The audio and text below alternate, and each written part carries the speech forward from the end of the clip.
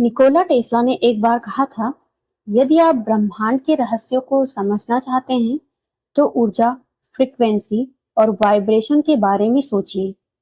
ये एक ऐसा वाक्य है जिसने लाखों लोगों को आकर्षित किया।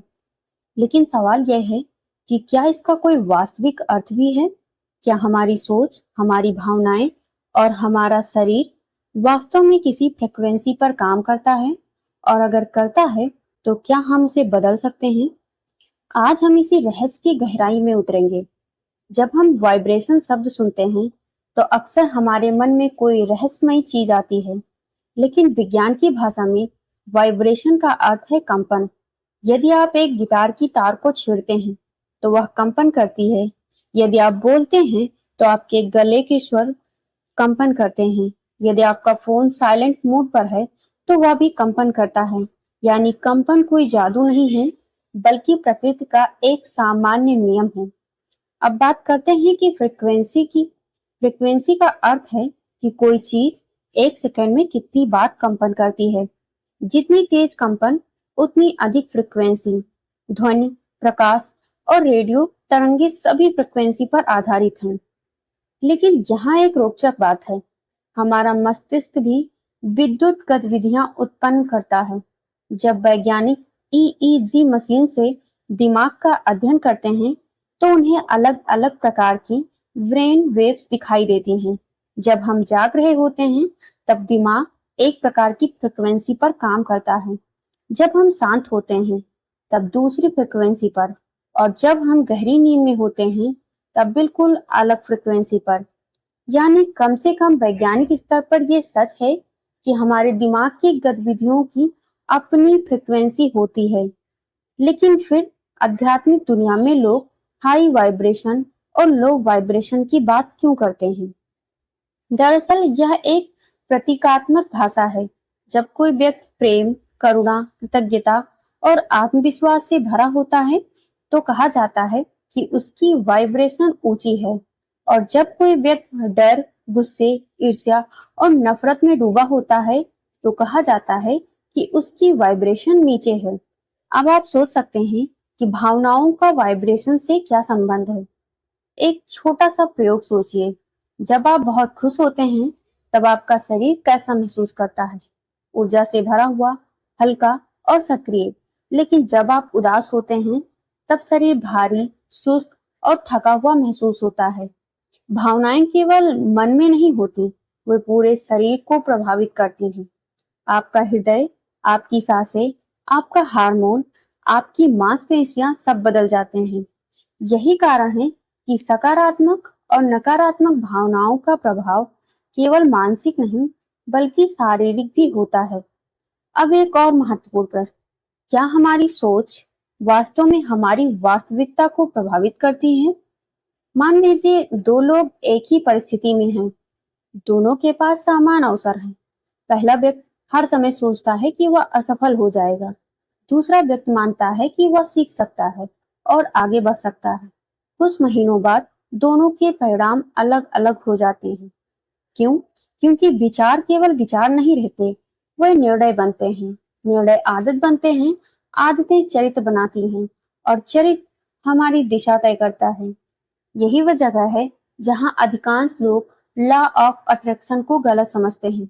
वे सोचते हैं कि केवल कल्पना करने से सब कुछ मिल जाएगा, लेकिन वास्तविकता में केवल सोचना काफी नहीं है। यदि आप करोड़पति बनने की कल्पना करते हैं, लेकिन कोई काम नहीं करते, तो कुछ नहीं बदलेगा। सच्चा बदलाव तब आता है जब विचार, भावना और कर्म एक दिशा में चलने लगते हैं। इसे ही अलाइनमेंट कहा जाता है। कल्पना कीजिए कि एक नाव है। नाव में चार चप्पू हैं। पहला आपकी सोच है, दूसरी आपकी भावना, तीसरे आपके शब्द और चौथा आपके कर्म। यदि चारों अलग अलग दिशाओं में चल रहे हैं, तो नाव गोल गोल घूमती रहेगी। लेकिन यदि चारों एक दिशा में चलें, तो नाव तेजी से आगे बढ़ेगी। हमारे जीवन में भी यही होता है। कई लोग कहते हैं वे सफल होना चाहते हैं, लेकिन अंदर से उन्हें खुद पर विश्वास नहीं होता। वे कहते हैं कि वे खुश रहना चाहते हैं, लेकिन पूरे दिन शिकायत करते रहते हैं। वे कहते हैं कि वे बदलना चाहते हैं, लेकिन उनकी आदतें वही रहती हैं। यही असंतुलन उन्हें आगे बढ़ने से रोकता है। अब सवाल है कि अपनी वाइब्रेशन या ऊर्जा को कैसे बेहतर बनाया जाए। पहला कदम है जागरूकता। अधिकांश लोग अपने विचारों को कभी देखते ही नहीं। वे बस जो सोच रहे हैं उसी में बहते रहते हैं। लेकिन जिस दिन आप अपने विचारों को देखने लगते हैं, उसी दिन परिवर्तन शुरू हो जाता है। जब भी कोई नकारात्मक विचार आए, तुरंत पूछिए, क्या ये तथ्य है या केवल डर? कई बार हमारा मन छोटी कहानियां बनाता है। दूसरा कदम है कृतज्ञता। ये बहुत साधारण लग सकता है, लेकिन इसका प्रभाव गहरा होता है। जब आप उन चीजों पर ध्यान देते हैं जो आपके पास हैं, तो आपका ध्यान कमी से हटकर समृद्धि पर जाने लगता है। तीसरा कदम है ध्यान। ध्यान केवल आंखें बंद करके बैठना नहीं है। ध्यान का अर्थ है अपने मन को देखना। जब आप कुछ मिनट शांत बैठते हैं, तो आपको पता चलता है कि आपके भीतर कितनी आवाजें चल रही हैं।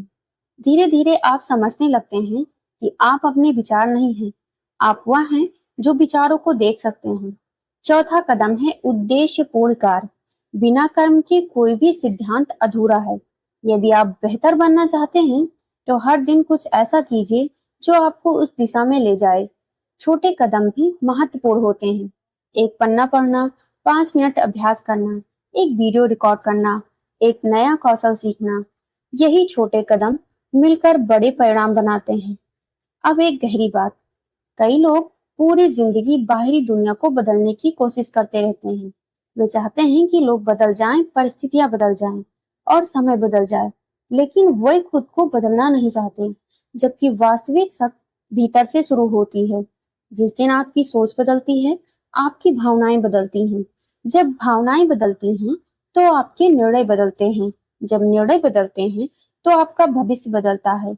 इसलिए शायद असली रहस्य किसी जादुई ऊर्जा में नहीं, बल्कि उस सत्य में छिपा है जो आपके चारों भावनाओं और कर्मों को एक दिशा में ला सकती है। यदि आप हर दिन थोड़ा बेहतर सोचें, थोड़ा बेहतर महसूस करें और थोड़ा बेहतर कार्य करें, तो आपकी पूरी जिंदगी धीरे धीरे बदल सकती है। और शायद यही वास्तविक हाई वाइब्रेशन है। किसी चमत्कार का इंतजार करना नहीं, बल्कि अपने भीतर की शक्ति को पहचानना। याद रखिए, आपका मन एक बगीचे की तरह है। जिस बीज को आप रोज पानी देंगे, वही बढ़ेगा। यदि आप डर को सोचेंगे, तो डर बढ़ेगा। यदि आप विश्वास को सोचेंगे, तो विश्वास बढ़ेगा। इसलिए आज से अपने विचारों के पहरेदार बनिए। अपनी ऊर्जा को संभालिए, अपनी दिशा को स्पष्ट कीजिए और अपने जीवन को उसी व्यक्ति के अनुरूप बनाइए जो आप बनना चाहते हैं। क्योंकि जब विचार, भावना और कर्म एक हो जाते हैं, तब इंसान के भीतर ऐसी शक्ति जागती है जो उसकी पूरी दुनिया बदल सकती है। सदियों से इंसान ये समझने की कोशिश करता रहा है कि हमारी सोच वास्तव में हमारी वास्तविकता को प्रभावित कर सकती है। इस विषय पर कई महान लोगों ने अपने विचार दिए हैं। निकोला टेस्ला ने कहा था, यदि आप ब्रह्मांड के रहस्यों को समझना चाहते हैं, तो ऊर्जा, फ्रिक्वेंसी और वाइब्रेशन के संदर्भ में सोचिए। हालांकि इस कथन की ऐतिहासिक पुष्टि पर बहस होती है, लेकिन यह विचार आज भी लाखों लोगों को प्रेरित करता है। जेम्स एलन ने अपनी प्रसिद्ध पुस्तक एज ए मैन थिंकेथ में लिखा कि मनुष्य वही बनता है जो वह दिन रात सोचता है। उसके अनुसार हमारा चरित्र, हमारे निर्णय और अंततः हमारा जीवन हमारे विचार से आकार लेता है। फिर आती है पुस्तक थिंक एंड ग्रो रिच। इसके लेखक नेपोलियन हिल ने हजारों सफल लोगों का अध्ययन करने के बाद निष्कर्ष निकाला कि हर बड़ी उपलब्धि की शुरुआत एक प्रबल विचार और विश्वास से होती है। आधुनिक समय में जॉय डिस्पेंजा कहते हैं कि जब हम बार बार एक ही तरह के विचार सोचते हैं, तो हमारा मस्तिष्क उसी के अनुसार नए न्यूरल कनेक्शन बनाता है। यानी हम केवल अपने अतीत के अनुसार जीने के लिए मजबूर नहीं हैं, बल्कि नए विचारों के माध्यम से अपने व्यवहार को बदल सकते हैं। और फिर आई वह पुस्तक जिसने दुनिया भर में इस विषय को लोकप्रिय बना दिया, द सीक्रेट। इसकी लेखिका रोंडा बर्न ने कहा कि हम जिस पर सबसे अधिक ध्यान देते हैं, हम उसी को अपनी जिंदगी में आकर्षित करने लगते हैं।